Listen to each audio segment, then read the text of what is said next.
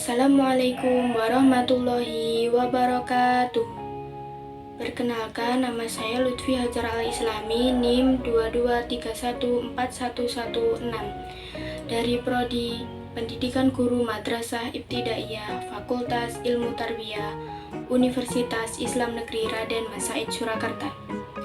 Di video kali ini saya akan membahas materi tentang bimbingan dan konseling. Ada dua materi yang akan saya bahas di video kali ini. Yang pertama adalah teori behaviorisme dalam bimbingan dan konseling, dan yang kedua adalah teori pendekatan client center terapi pada bimbingan dan konseling. Materi yang pertama yaitu teori behaviorisme dalam bimbingan dan konseling.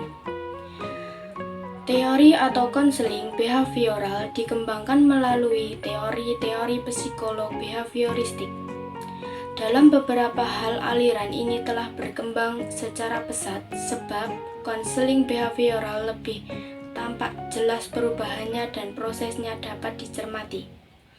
Perhatian behavioral adalah pada perilaku yang nampak, sehingga terapi tingkah laku mendasarkan daripada menerapkan prinsip-prinsip belajar secara sistematis dalam proses perubahan perilaku menuju ke arah yang lebih adaptif. Selanjutnya yaitu sejarah behavioral.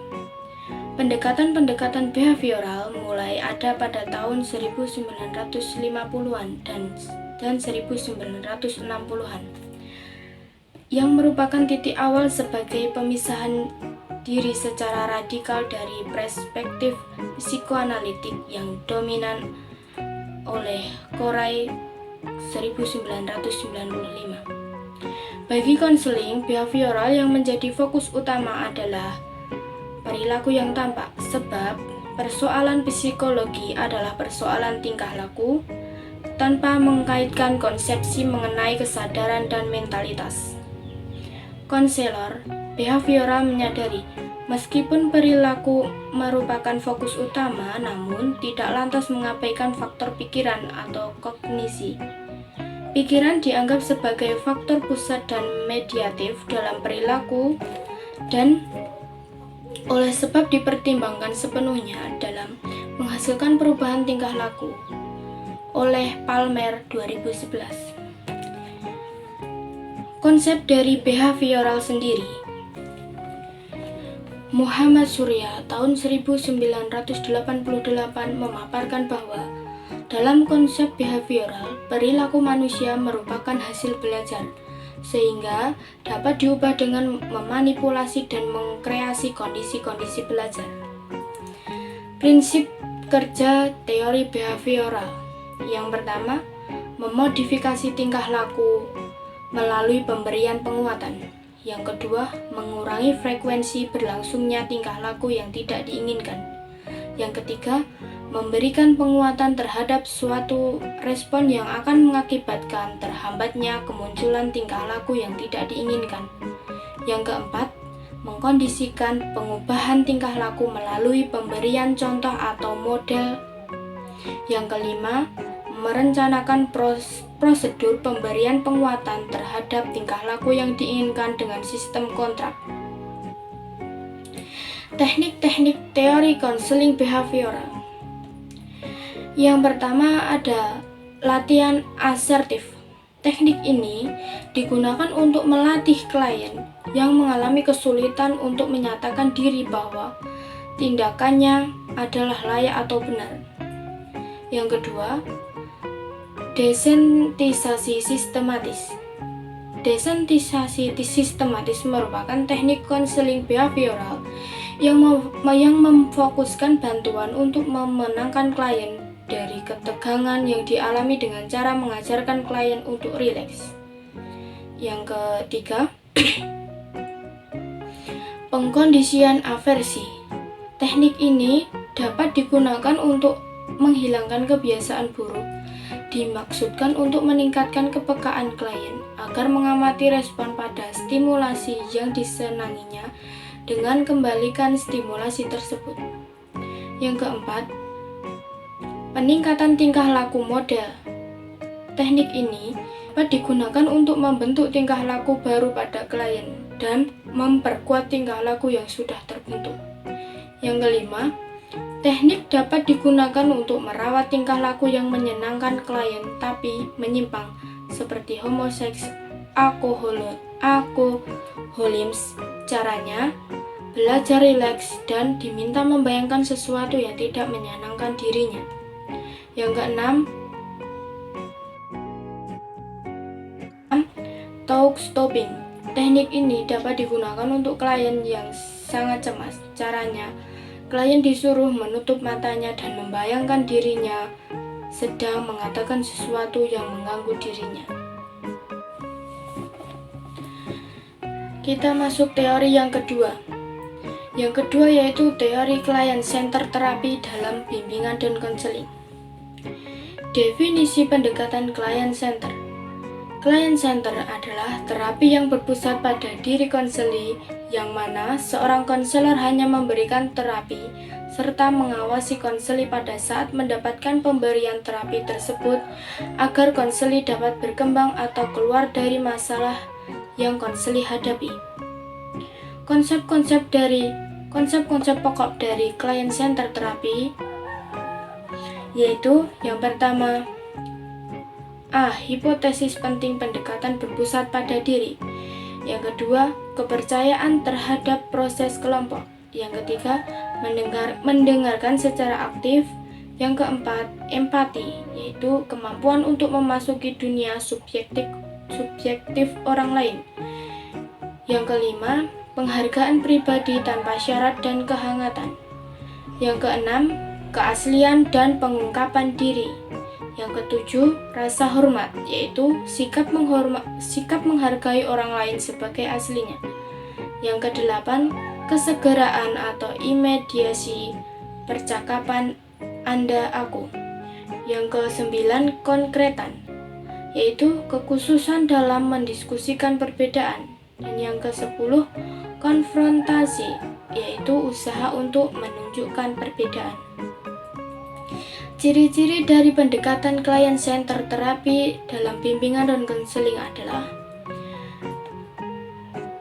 ada beberapa, yaitu yang pertama, ditunjukkan pada kesanggupan konseli dalam memecahkan masalah. Yang kedua, aspek emosi dan perasaan atau feeling merupakan sasaran konseling. Yang ketiga, keadaan individu dengan kondisi sosial psikologis yang sekarang merupakan titik tolak konseling. Yang keempat, menyesuaikan antara ideal self dengan actual self merupakan tujuan proses konseling. Dan yang terakhir yaitu yang kelima, peran aktif saat konseling dipegang oleh konseli, sedangkan konselor hanyalah pasif reflektif. Peran dari pendekatan client-centered terapi yang pertama adalah memberikan penghargaan positif. Yang kedua, mendengarkan dan mengobservasi lebih jauh. Yang ketiga, memberikan pemahaman empatik. Dan yang keempat, peduli dan ramah. Tujuan dari pendekatan client-centered terapi adalah keterbukaan terhadap pengalaman. Yang kedua, kepercayaan terhadap diri sendiri. Yang ketiga, dapat melakukan evaluasi internal. Dan yang keempat, kesediaan menjadi satu proses konseling. Adapun teknik pendekatan client-centered terapi. Yang pertama, acceptance atau penerimaan. Yang kedua, understanding atau memahami. Yang ketiga, respect atau rasa hormat. Yang keempat, reassurance, yaitu meyakinkan. Yang keempat, encouragement, yaitu dorongan. Yang keenam, limited questioning, yaitu pertanyaan terbatas. Dan yang ketujuh, reflection atau memantulkan pertanyaan dan perasaan. Dari dua teori yang sudah saya jelaskan tadi, di sini saya juga akan memberikan satu contoh kasus yang dapat diimplementasikan terhadap teori-teori yang sudah saya jelaskan. Saya mengambil contoh kasus, yaitu kasus bullying yang terjadi di sekolah dasar kepada seorang anak yang memiliki kondisi fisik yang berbeda dengan temannya. Efek yang dirasakan korban adalah adanya rasa takut, cemas, dan bahkan tidak mau untuk bersekolah lagi. Untuk mengatasi kasus bullying diperlukan penerapan teori konseling, yaitu dengan menggunakan teori konseling behaviorisme. Konsep dasar dari teori behavior sendiri adalah prediksi dan kontrol atau perilaku manusia yang tampak. Perilaku manusia merupakan hasil belajar yang dapat diubah dengan mengubah kondisi belajar. Proses konseling membantu individu untuk merubah pikirannya agar ia mampu memecahkan masalah yang dihadapinya. Dalam pandangan behavior, manusia dapat dibentuk sesuai dengan lingkungannya. Manusia dalam pandangan behavior adalah efek dari lingkungan yang mempengaruhinya, dan itulah yang membentuk percaya diri pada individu. Yang menjadi pusat perhatian utama konselor pada konseling behavior ini adalah perilaku yang tampak, sehingga dapat terbentuk hubungan yang baik antara konselor dan klien. Untuk dapat melihat hubungan antara konselor dan klien, kita dapat memperhatikan dalam proses konseling behavioral. Konseling behavioral merupakan sebuah proses yang membantu individu atau klien untuk belajar memecahkan masalahnya, dan dalam proses pelaksanaannya, konselor lebih banyak berperan. Tujuan dilaksanakannya proses konseling ini adalah untuk menghapus atau menghilangkan tingkah laku yang bermasalah untuk digantikan dengan tingkah laku yang baru. Solusi untuk mengatasi kasus bullying yang terjadi di sekolah dasar, ada beberapa cara yang dapat dilakukan, yaitu yang pertama dengan cara melakukan sosialisasi untuk menumbuhkan kesadaran dan pemahaman tentang bullying dan dampaknya kepada semua yang ada di sekolah dasar, mulai dari murid, kepala sekolah, guru, pegawai sekolah, bahkan orang tua. Sosialisasi dilakukan pada tahap ini agar semua memahami tentang bully dan dampaknya, sehingga meminimalisir tidak akan terjadinya kasus bullying yang selanjutnya. Sekian dari saya. Wassalamualaikum warahmatullahi wabarakatuh.